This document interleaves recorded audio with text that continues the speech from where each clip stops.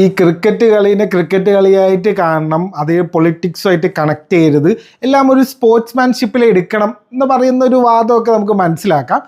ഒരു ജെന്യുവൻ ആയിട്ടുള്ള കാര്യമാണ്. അതെങ്ങനെ ഓക്കെ ആവും? രണ്ടുപേർക്കും മ്യൂച്വലായിട്ട് റെസ്പെക്റ്റ് അങ്ങോട്ടും ഇങ്ങോട്ടും ഉണ്ടെങ്കിൽ ഓക്കെ, സമ്മതിച്ചു, രണ്ടുപേരും കുഴപ്പമില്ല. പക്ഷേ ഇതൊന്ന് കണ്ടു നോക്കിയോ, ഇവർ ഈ ക്രിക്കറ്റ് കളിൻ്റെ ഇടയിൽ ഇവന്മാർ കാണിക്കുന്ന ഒരു തോന്നിവാസം കണ്ടു നോക്കിക്കോ.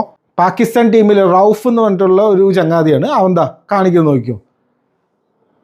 കാണികളെ നോക്കി പ്രൊവോക്ക് ചെയ്യുക, ഏത് പ്ലെയിൻ വന്ന് വീണ പോലെ കാണിക്കുക, 6-0 എന്ന് കാണിക്കുക. പൊട്ടന്മാരൊന്നും അല്ല നമ്മൾക്ക്, എന്താ എന്തിനാണ് ഇത് ചെയ്യുന്നതെന്നും എന്തിനാണ് ഇങ്ങനെ പ്രൊവോക്ക് ചെയ്യാൻ നോക്കുന്നതെന്നും നമുക്ക് മനസ്സിലാവും. എന്തിൻ്റെ ആവശ്യമാണത്? 6 ഫൈറ്റർ ജെറ്റ്സ് വീഴ്ത്തി എന്നാണ് അവന്മാർ പറയുന്നത്. തെളിവ് ചോദിച്ചപ്പോൾ മറ്റേ സോഷ്യൽ മീഡിയ പോയി നോക്കുമെന്ന് പറഞ്ഞാൽ ആ ഒരു സംഭവത്തിനെയാണോ അവർ കാണിക്കുന്നത്? 6-0 എന്ന് കാണിക്കുന്നത്. പെട്ടെന്ന് വരുന്നട അവന്മാരൊക്കെ. ഇതാ അടുത്തൊരു വേണം, ഇതാ തോക്ക് പിടിച്ചിട്ട് ഒരു ഷൂട്ട് ചെയ്യുന്ന പോലത്തെ ഒരു സെലിബ്രേഷനൊക്കെ. ഇതിങ്ങനെ മനഃപൂർവ്വം ചെയ്യുന്നതാണെന്ന് പച്ചവെള്ളം കുടിക്കുന്ന എല്ലാവർക്കും മനസ്സിലാവും. ഇനിയിപ്പോൾ ഇത് ഞാനിപ്പോൾ വന്ന് ഇത് പറഞ്ഞു തരേണ്ട ആവശ്യമൊന്നും ഒരു ആവശ്യമില്ല. ഇതാണ് പറയുന്നത്.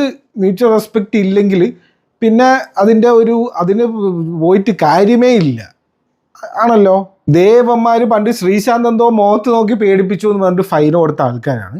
ഇതിനെ ഫൈൻ ചെയ്യാനും ഇതിനെ ഒന്ന് വാണിംഗ് കൊടുക്കാനും ഇങ്ങനെ വെറുതെ അനാവശ്യമായിട്ട് പ്രകോപിപ്പിക്കുന്നതിനെ കുറിച്ച് പറയാനൊന്നും ആർക്കും വയ്യ. BCCIയും ICCയും ഒക്കെ ഇന്ത്യക്കാരൻ്റെ തന്നെയാണ് ഇപ്പോൾ. എന്നിട്ടും ആരും ഇല്ലതൊന്നും പറയാൻ. എന്തത്?